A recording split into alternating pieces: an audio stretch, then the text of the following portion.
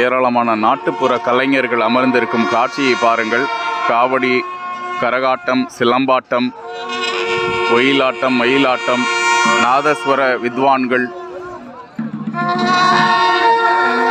ஏராளமான கலைஞர்களும் திரளாக வந்திருக்கிறார்கள். கலைஞர் நூற்றாண்டு விழா நாளைய தினம் களை கட்டி நடக்கவிருக்கிறது.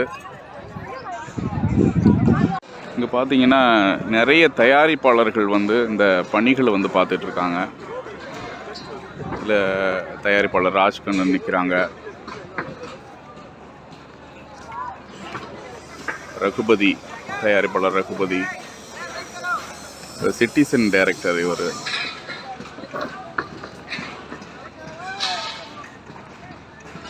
இதுபோல் நிறைய தயாரிப்பாளர்கள் பார்த்திங்க அப்படின்னா இந்த இடத்துல நிற்கும் காட்சியை நம்ம பார்த்துட்ருக்கோம்.